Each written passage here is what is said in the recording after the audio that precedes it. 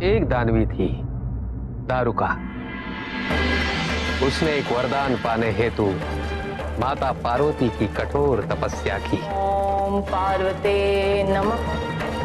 ओम पार्वते नमः। ओम पार्वती। दारुका,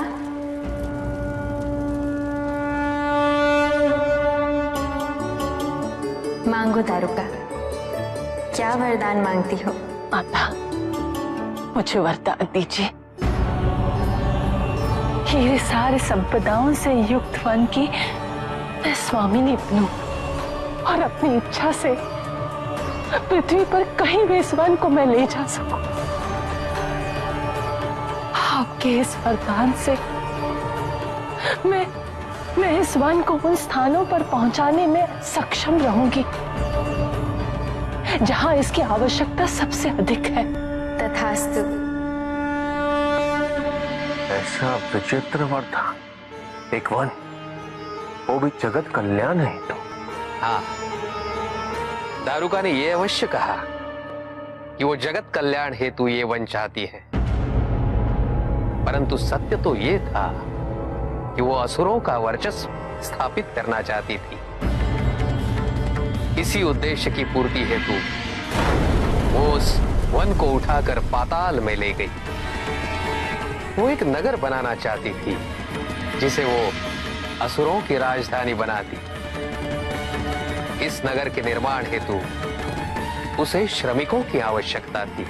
मुझे आलसी लोगों से घृणा है, उन्हें यहाँ लाकर परिश्रम करवाना है।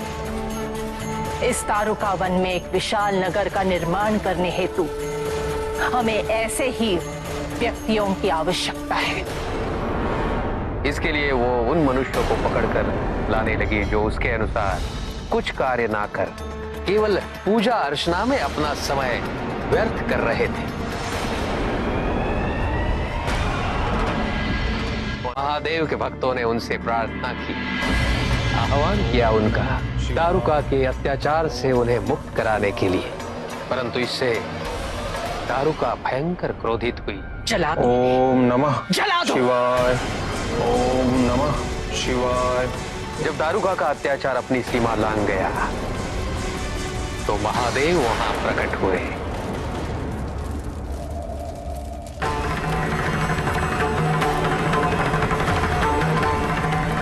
आपका इस प्रकार हस्तक्षेप उचित नहीं है। जो कुछ भी हो रहा है वो आपकी पत्नी, आपकी अर्धांगिनी माता पार्वती के वरदान के अनुसार ही हो रहा है। वरदान के अनुसार कुछ नहीं हो रहा है दारुका, वरदान के दुरुपयोग से हो रहा है सब। अभी इसी क्षण मुक्त कर दो इन सबको, अन्यथा परिणाम तुम्हारे लिए विनाशकारी सिद्ध होगा। मैंने कहा ना महादेव, स्वयं माता पार्वती ने मुझे ये वरदान दिया है। आपको स्वीकार हो या ना हो, आप मुझे नहीं रोक सकते।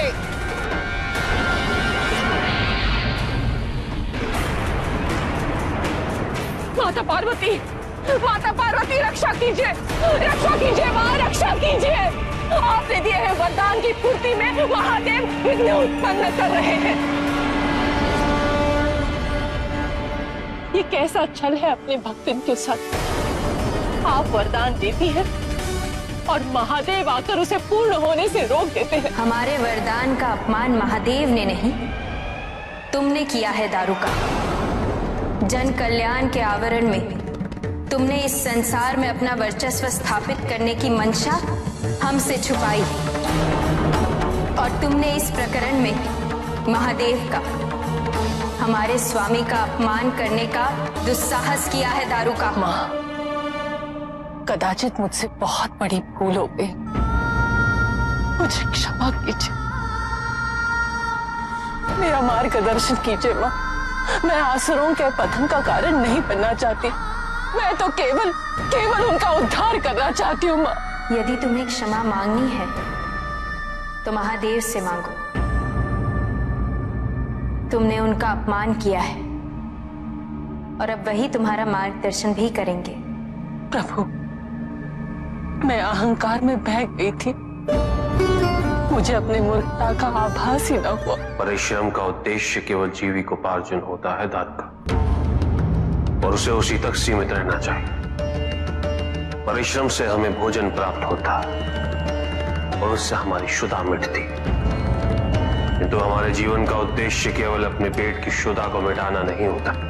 हमारे जीवन का उद्देश्य है इस जन्म ईश्वर के और समीप आना।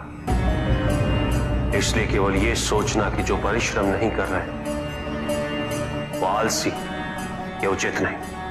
अपनी भूल को स्वीकार करने के लिए साहस की आवश्यकता होती है दारुका। और यदि अपनी भूल का आभास हो जाए तो क्षमा मात्र एक औपचारिकता है।